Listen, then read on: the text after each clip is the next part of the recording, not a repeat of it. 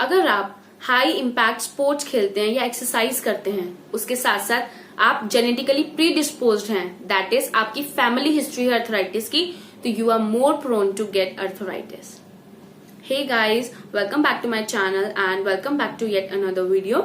Myself Dr. Shipra Garg. आज मैं आपको अर्थराइटिस के बारे में बताने वाली हूँ.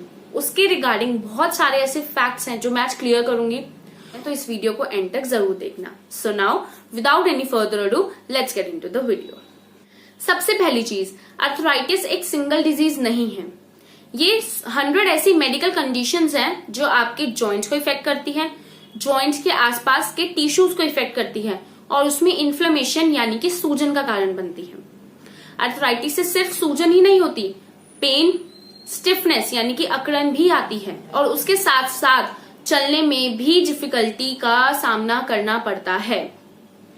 ये जो सारे सिम्टम्स है ये आपके समय के हिसाब से बढ़ भी सकते हैं और ये इतने ज्यादा बढ़ जाते हैं कि किसी की भी डे टू डे एक्टिविटीज को हैम्पर कर सकते हैं.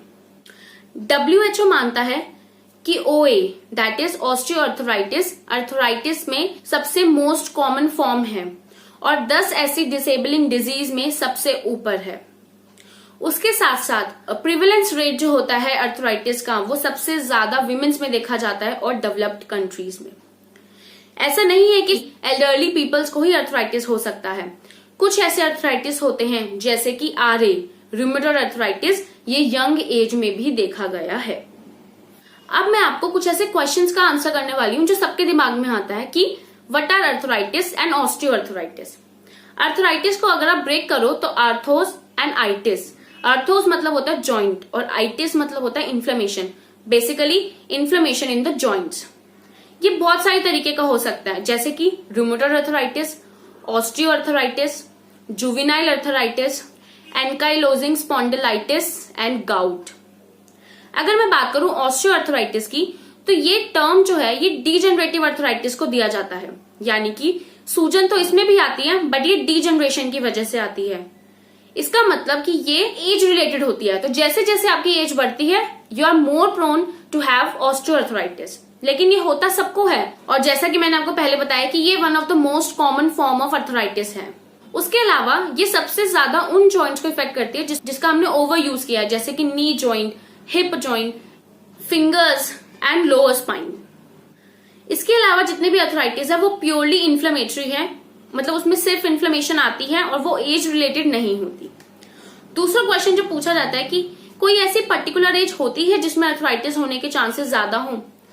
तो जैसा कि मैंने आपको बताया कि ऑस्टियोआर्थराइटिस ऐसा होता है जो आपको एज रिलेटेड होती है, यानी कि ये आपको 55 to 60 इयर्स ऑफ एज में देखने को मिलती है.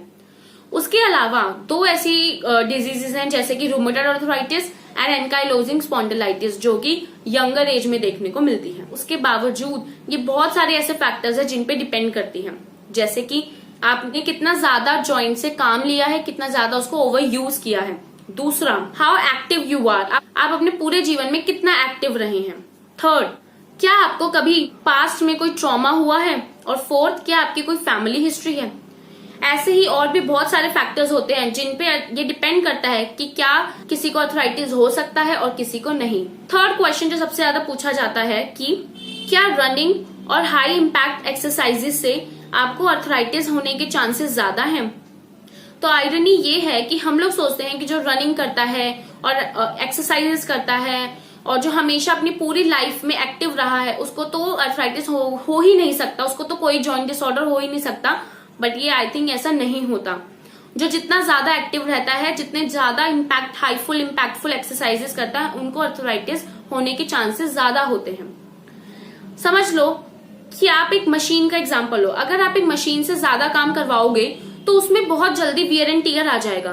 वैसे ही हमारे जॉइंट्स होते हैं, अगर आप उनसे ओवर यूज कराओगे तो उसके अंदर जल्दी ही वियर एंड टियर आने लग जाएगा. लेकिन again it depends on many factors. मान लो कि कोई एक एथलीट है और वो 25-30 सालों से रनिंग कर रहा है, ट्रेडमिल कर रहा है, हाई इम्पैक्टफुल एक्सरसाइजेस कर रहा है, लेकिन आज वो 60 इयर्स ऑफ एज में होने के बावजूद सेम सारी चीजें करता है without any pain, without any joint disorders.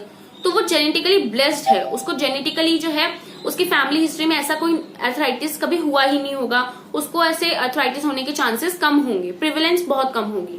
वहीं एक दूसरा एथलीट जो कि सेम इम्पैक्टफुल एक्सरसाइजेस अब 45 ईयर्स के बाद नहीं कर पा रहा है, वैसी रनिंग नहीं कर पा रहा है बिकॉज उसकी फैमिली हिस्ट्री, उसके मदर को या उसके फादर को अर्थराइटिस था या उसके ग्रैंडफादर को अर्थराइटिस रह चुका है, जिसकी वजह से उसके जॉइंट्स में भी ऐसे सिम्टम्स जो है वो जल्दी दिखने लग गए।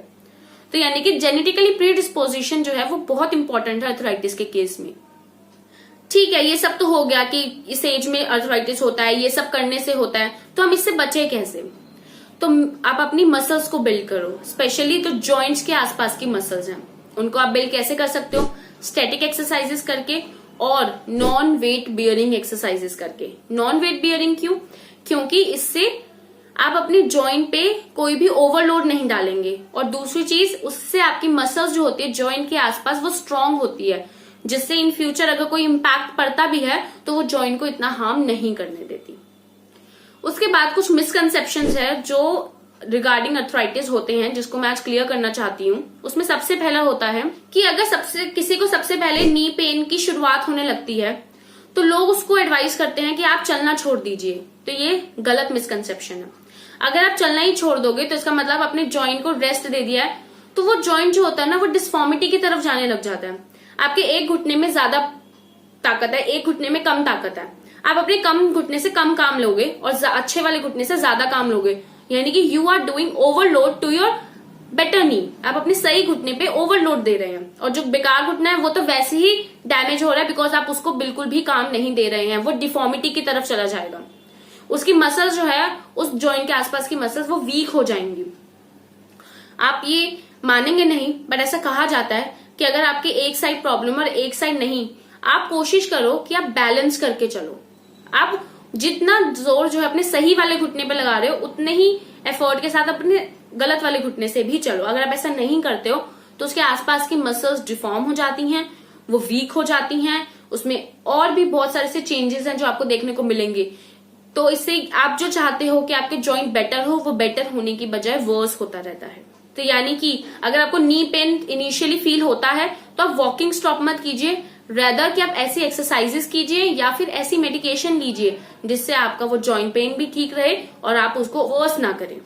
वॉकिंग जो होती है ना वो फ्यूल का काम करती है हमारे जॉइंट्स के लिए। तो मतलब ये नहीं कि आप भागना शुरू कर दें, ट्रेडमिल करने लग जाए और high impactful exercises, weight bearing exercises, gym चले जाएं, ये सब नहीं। आप अपने घर में normal not weight bearing exercises कीजिए, स्टैटिक एक्सरसाइजेस कीजिए और साथ ही थोड़ी बहुत वॉकिंग जरूर कीजिए, क्योंकि वॉकिंग फ्यूल का काम करता है।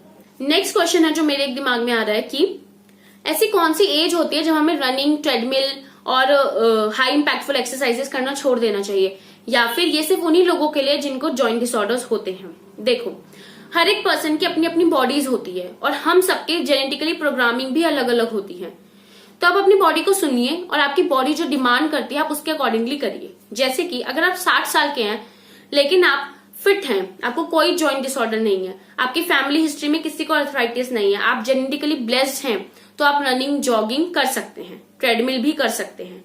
लेकिन अगर आप 45 इयर्स की एज में हैं और आपको रनिंग, जॉगिंग करने से आपके जॉइंट पेन आ रहा है, तो इसका मतलब ये एक अलार्मिंग साइन है that now you should stop doing these running and jogging.